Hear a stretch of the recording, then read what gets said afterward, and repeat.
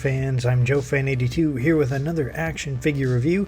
Today I'm looking at the G.I. Joe Retro Series Baroness figure from Hasbro. This figure was released in Wave 1 last year in 2020, and here she is in the package on the retro card. We've got the G.I. Joe logo big on the top, some beautiful artwork there on the left of Baroness. Her name is there below the logo. Cobra enemy logo on the right, and a lot of accessories in the bubble with the figure. Here's the back of the card. We've got the logo, G.I. Joe logo again up on the top, file card, and a bunch of legal stuff there on the bottom third. And here's a closer look at the file card. It says her role is Cobra Intelligence Officer, primary specialty intelligence, secondary specialty fixed wing pilot, birthplace classified, and it says she graduated from student radicalism into international sabotage and the ranks of Cobra. And below that is a nice cross-sell for the other figures. Here she is out of the package, and she is looking pretty good. The uniform you might think is all black, however it is a very dark gray. Her hair, gloves, and boots are the actual black on this figure. She's got some sort of bluish gray highlights there on her belt and around her gloves, and a nice Cobra symbol sculpted on her chest. The head sculpt is good. I think this might be a new head sculpt. I'm not exactly sure. The glasses are sculpted onto the head, which I'm not a huge fan of. I really think they should have tried to do a separate piece for the glasses. I think that works best. Her hair is very shiny, and it actually is a hard plastic. Her hair is not very malleable at all, so I was surprised. There is a lot of nice detail in the sculpt. You can really see how shiny it is here, and flows over her back, and it looks great. It's just not movable at all. It's quite stiff. This is a reissue of the 50th anniversary figure that was released a few years ago. I wasn't able to get that one, so I was looking forward to receiving this figure. Mine, unfortunately, has a couple issues there. You might see on the breast area there are two spots very prominent that seem to have rubbed against the plastic packaging, and she kind of looks like she's wearing a Batgirl suit from the Batman and Robin movie. It was quite noticeable to me when I got her out of the package, so that's a little unfortunate. Might not have been as noticeable if they used a shinier paint on this armor on her torso. The rest of her sculpt is great. I love the detail across the armor and then her belt and her gloves. I'm not quite sure what's going on with the paint on my figure's belt here. The color is nice. I like the color. It's sort of a bluish grayish kind of color, but I don't know if you might see that gray. There's spots of gray in the belt, but I'm not sure if that's intentional or not. It's a little on the sloppy side. I would have preferred if they maybe just done the whole thing in that blue-gray. And that color is also on the gloves. The left one is a little spotty with the detail. The right one's looking a little better. So some QC issues with paint on this figure.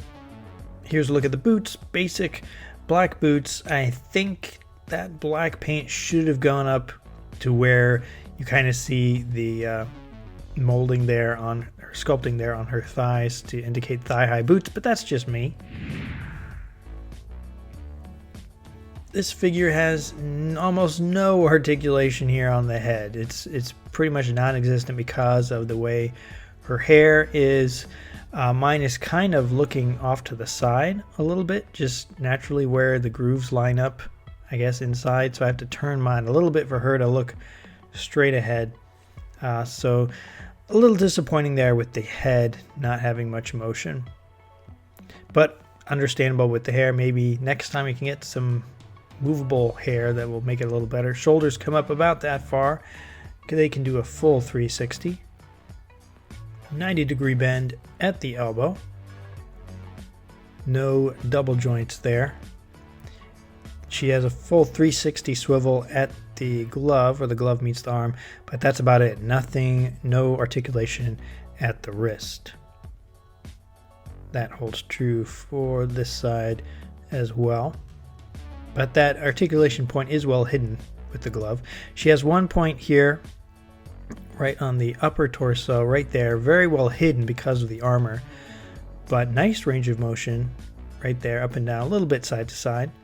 Nothing at the waist. Her legs come up about that far just on the sides and pretty much straight ahead in the front. Double jointed knees, which are very strong. This is a very sturdy knee joint here. Doesn't feel like it's gonna break or anything, or it's not, doesn't feel fragile at all. There is no articulation at the boot. I got a little spoiled with the articulation on the classified figures.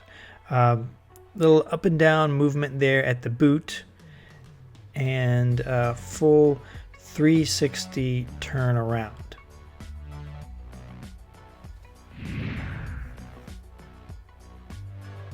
She comes with a standard black Cobra figure stand. Her name is on the front. A giant rifle. She looks awesome holding it. Great sculpt. Yeah, nice accessory here. A black submachine gun.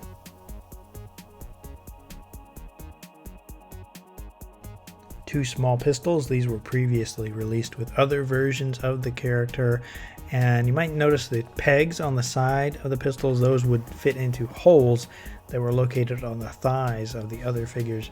And those are not included here, so she really can only hold them. She can't store them except if she wants to use this black briefcase that comes with the figure. We have seen this briefcase before, and this one does not bear any logo or identification marks on the outside or the inside. Speaking of which, here it is. It's pretty blank on one side, and on the other it looks like it was intended to hold something that is not included with this figure, held together with a little piece of plastic on the outside and a latch here at the opening. It's got storage for a submachine gun or the two pistols if you'd like to store them in there. Here's the other thing. She comes with a grappling hook with this stand. This is also a reissue of a previous release, and quite a long rope on this. Unfortunately, the stand for this, I mean, it's a great idea, but the figure does not sit too firmly there on the pegs. She is very loose. The holes in her feet are very loose on those pegs, so really the sturdiness of this has to come from the rope and her hands. So I've kind of swung it around a couple times to get a nice firm hold, and she stays on there pretty well. You notice her foot comes up off the stand. I've got the grappling hook here connected to my bookcase, and the rope, which is almost 22 inches in length, comes all the way down, and she's hanging on there fairly securely. Here's a little comparison with the two other Baroness figures I have, one from the 25th anniversary in 2007 and the other one from the Rise of Cobra line in 2009. The 2007 figure had the gap between her heel and the rest of her shoe filled in with black plastic. That was corrected here in the Rise of Cobra figure. You'll see that gap is now open, not filled in, so actually looks better, more realistic. And that continued here with the Retro Series figure. Thank goodness that does look better. The face sculpt here on the 25th version is it's okay. And the one on the Retro Series, I think the Retro face sculpt is better. Overall, I think the build is better on this Retro Series than the 25th anniversary.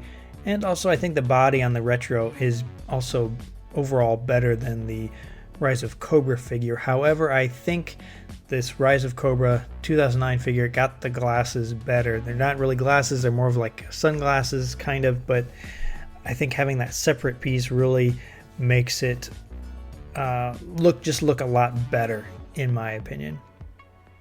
The 2009 figure had the same exact briefcase, but you'll notice this one was labeled with the Mars logo, and the retro one does not have that. Overall, this is a decent figure. I wouldn't say it's that much better than the previous releases. The body sculpt overall I think is pretty good. The proportions and everything, I think that part looks better. There's a little bit lacking in the face with the glasses and some of the QC issues on the paint. So really it's up to you. I still don't think we've gotten a 100% perfect 1/18th scale Baroness figure. So it's up to you if you want to add this one to your collection. Guys, if you like this video, give me a like, and if you want to see more like this, hit that subscribe button so you don't miss any of my future videos. Thanks for watching, and I'll see you next time.